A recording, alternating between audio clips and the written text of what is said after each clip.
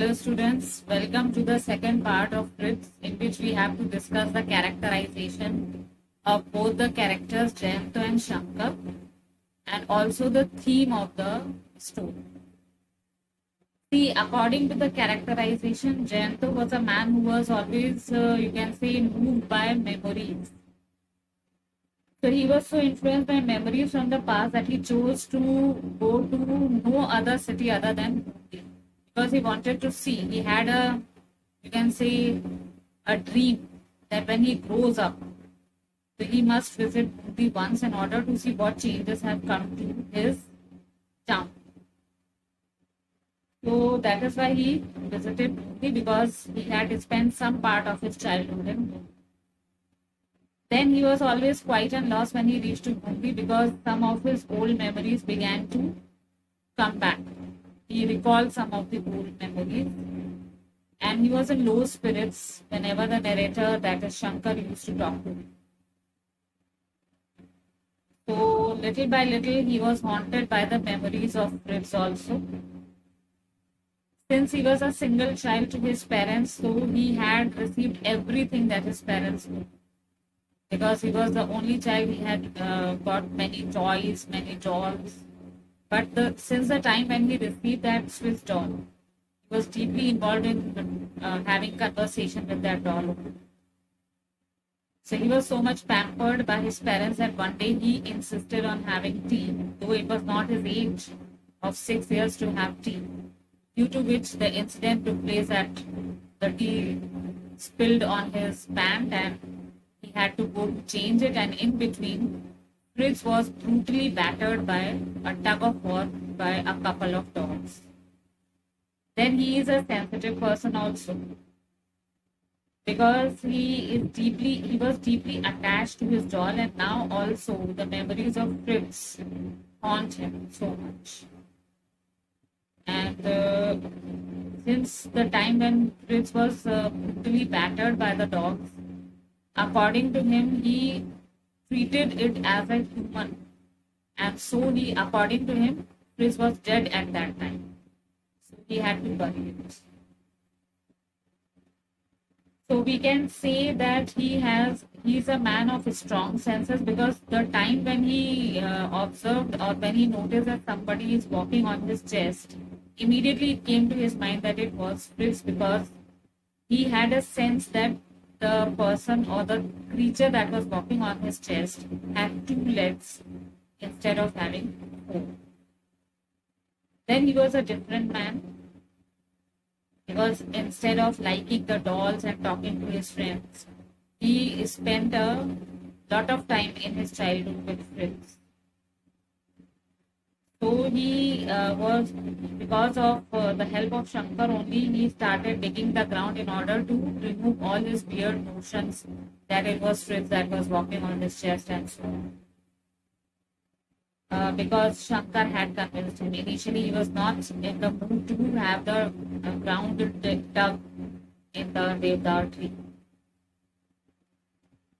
Now comes the characteristic of narrator. So we have come to know that Jayanto was a man who was influenced by memories. He was deeply lost, and he was a sensitive person. He was a single child to his parents and how his behavior was. Now comes narrator. Comes the characterization of Shankar. Shankar was a good friend to Jayanto, because when Jayanto suggested that for a long trip they should go to Mumbai, he did not argue with him. Whatever he said, he agreed to that, because he, in a way, took it in a positive manner that we should visit the fort of Mumbai. Whenever Jayanto was in low spirits, Shankar used to inquire about his whereabouts and how are you feeling. And he was a caring man, because when at night Jayanto had given a loud cry and he woke up, when he came to know that something had walked on the chest of Jayanto, then Shankar was quite worried about him. He was worried about his anxiety and his low spirits. So he thought the other day he would give him tranquilizer so that he can sleep soundly. Now when they visited the fort of Bundi, He was very happy to see that Shankar was happy, that Jayanto was happy in the fort of Bundi because he had recalled his. And he was a man who was guided by curiosity. He was quite curious at why did Jayanto think about going to Bundi. So it was only during the journey on train that he came to know that what was the reason for Jayanto going to Bundi when he came to know about it. When Jayanto told him about his doll, that a doll named Fritz was given to him and it was brutally battered, then also he was quite excited that what happened of the doll later on. And he was a smart and a confident man. He wanted to help his friend, and so he thought that if Jayanto is so much afraid and he thinks that Fritz had walked on his chest, so why not remove his doubts and his fear by digging the Devdar? He insisted Jayanto to take a step and they should dig the Devdar tree. And he was confident of executing his idea so that Jayanto would get out of all the fear and the suspicions that he had in mind. He was a light-hearted man also. He was a cheerful man. And when the gardener was asked to dig the Devdar tree, the gardener also had a light sense of humor. So they both had a simple joke that when we would find treasure, then we would share it with you and so on. While Jayanto wasn't amused because he was quite lost. So we come to know about the characteristic of Shankar also, that he was a light-hearted man. He wanted to help his friend. He was a good friend himself. And he was very much worried about the low spirit of Jayanto. He was a curious man who wanted to know that what happened next whenever Jayanto told him about his childhood. So these were the characterization. Now comes the theme. Theme is of supernaturalism, as you people must have understood the story also. And supernaturalism means something related to ghost. So it was considered to be a ghost story because when Jayanto reached to Bundi with Shankar, so at night when he was sleeping, he gave a loud cry because he first of all heard a shuffling sound near the window. But initially he did not care about it, he neglected it. But the second time when he felt that something had walked on his chest, he gave a loud cry. And he felt that something was walking. It may be any creature. Initially though, they were thinking that either a cat or a mice would have been in the circuit house. But later on the next day, Jayanto had a strong feeling that it was Fritz that was walking on his chest, because the creature that had walked on his chest was having 2 legs instead of 4 legs. So here we are given a tinge of supernaturalism or a ghost. So in order to remove his fear and anxiety, Shankar suggested Jayanto that we should get the Devdar tree digged in which we had buried Fritz in order to remove all the fear that whether it was Fritz or not. And when it was dug, the surprise came out that it was not a doll, but it was the skeleton of a human, 12-inch long, the size of the doll.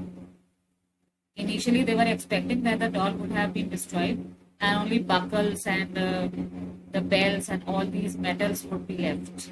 But it was actually a skeleton of a human. So here we have come to know the theme also.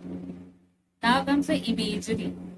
We are given some of the imageries. By reading the story, we get a visual imagery that what kind of building was a circuit house, because everything has been deeply explained in the circuit house.